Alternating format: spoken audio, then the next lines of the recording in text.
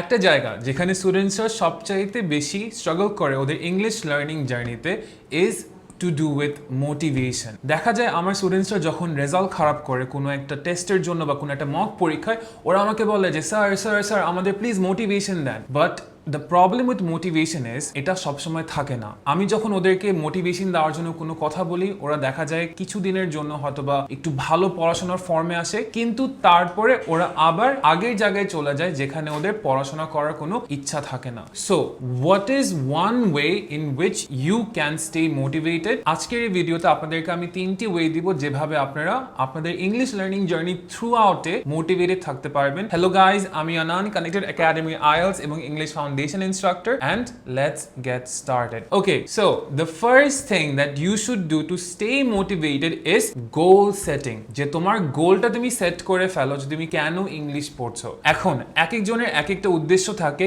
English শেখার জন্য। So তোমার উদ্দেশ্যটা কি, তোমার পারপাসটা কি, why are you trying to learn English? একটা এক্সাম্পল দিই যেটাতে হয়তোবা তোমাদের একটু ক্লিয়ার হতে পারে ব্যাপারটা। আমি আমার স্টুডেন্টসদেরকে ফার্স্ট ক্লাসে জিজ্ঞেস করি ইন মাই IELTS ব্যাচেস যে তোমরা কোন দেশে যেতে চাও, এন্ড অনেক সময় ওদের রেসপন্সেস আসে যে ভাইয়া IELTS কোডটা পাওয়ার পরে আমরা ডিসাইড করবো যে আমরা কোন দেশে যাব। So that is the wrong approach. The reason being যে তুমি যদি নাই জানো যে তুমি কোন ইউনিভার্সিটিতে যাবে, তুমি যদি নাই জানো তুমি কোন ইনটেকে অ্যাপ্লাই করবে, IELTS এক্সামিনেশনটা একটা অপশন হয়ে থাকবে। It's not going to be a necessity. But on the other hand তোমার যদি ইউনিভার্সিটি সিলেক্ট করা থাকে, তোমার যদি প্রোগ্রাম সিলেক্ট করা থাকে, তোমার যদি ইনটেকের মান্থ সিলেক্ট করা থাকে, ইন দ্যাট কেস তুমি দেখবে যে তখন তোমার IELTS পড়ার প্রতি মোটিভেশনটা বেশি করে কাজ করবে, for which reason you are going to be more consistent in your methods. So the same can be said for your English learning journey. তুমি কেন English So the same can be said for your English learning journey. তুমি কেন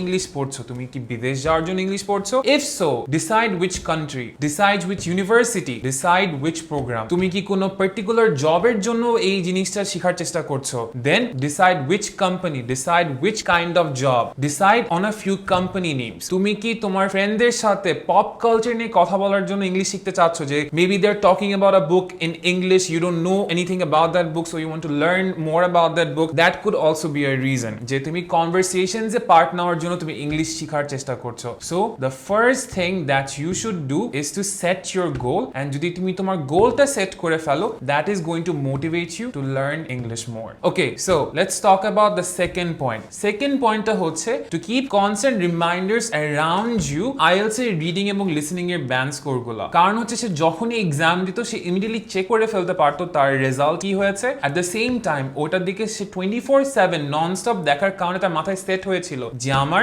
reading a 6.5 পাওয়ার জন্য এতগুলো correct answer করা লাগবে। ইট ওয়াজ আ constant reminder. আমি তোমাদের বলবো না যে ব্যান্ড স্কোর স্পেসিফিক্যালি তোমার ওয়ালপেপার দাও, বাট থিঙ্ক তুমি যদি বিদেশ যেতে চাও, যে ইউনিভার্সিটি তুমি পড়াশোনা করতে চাও, ওই ইউনিভার্সিটির একটা ছবি বা ইউনিভার্সিটির একটা লোগো তুমি যদি প্রিন্ট করে তোমার একটা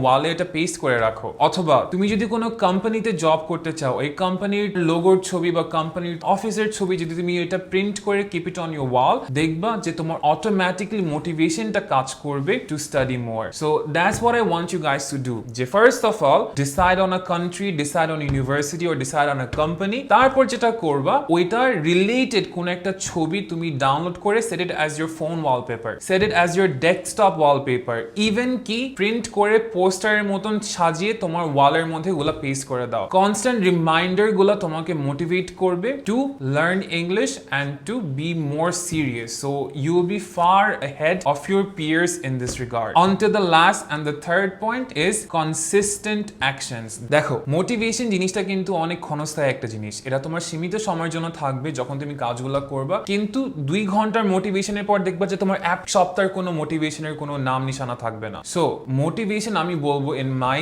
opinion it's overrated. What motivates people is consistent actions. এখন consistent actions দিয়ে আমি কি বোঝানোর চেষ্টা করছি? সো ধরো তুমি একটা রেগুলার টাস্ক সেট করে রাখলাম যে today I am going to learn 5 words, tomorrow আমি এই বইয়ের একটা পেজ শেষ করব। সো এই কাজগুলো কিন্তু খুব বড় কাজ না, কিন্তু তুমি যদি রেগুলার বেসিসে এই কাজগুলো করো, it's going to motivate you. কেন? আমরা অনেক সময় চিন্তা করি যে মোটিভেশন মোটিভেশন অ্যাকশন কজ করে, অ্যাকচুয়ালি উল্টা। অ্যাকশনের কারণে মোটিভেশন হয়। সো যখন তুমি 5টা ওয়ার্ড মুখস্থ করে ফেলবা, দেখবা যে তোমার অ্যাকচুয়ালি মোটিভেশন কাজ করছে, বিকজ আমি কাজটা শেষ করতে পেরেছি, যার ফলে you are more likely to put in more effort in the rest of your work. So consistent actions is key. So কি আমরা কভার করলাম, যে to stay motivated you need 3 things. প্রথম জিনিসটা হচ্ছে টু সেট ইউর গোলস, দ্বিতীয় জিনিস হচ্ছে to keep constant reminders of your goals around you, and the third thing is consistent actions. Hope this video help. আমি again আমার introduction দিচ্ছি আরেকবার। আমি আনান, কানেক্টেড একাডেমি IELTS এবং English foundation instructor, and at connected academy we have 2 courses. একটা হচ্ছে আমাদের English foundation course, which is for students যারা জাস্ট ইংলিশ শেখা শুরু করছে এবং ওদের হয়তো বা গ্রামার, স্পিকিং, লিসেনিং এগুলোর বেসিক্স অত বেশি ভালো না। আরেকটা হচ্ছে আমাদের IELTS VIP কোর্স, যেটা হচ্ছে তাদের জন্য যাদের ইংলিশে একটা ভালো দক্ষতা অলরেডি আগে থেকে আছে এবং ওরা বিদেশে যাওয়ার জন্য এখন IELTS এক্সামটা দেওয়ার জন্য প্রস্তুত। সো এই দুইটা কোর্সই আমরা অফার করে থাকি, এবং I will leave a link of both the courses in the comments below. So if you fill out the form, one of our team members is going to get in touch with you. So this is me signing off for today's video. I'll see you in the next one. Till then, keep having fun learning English.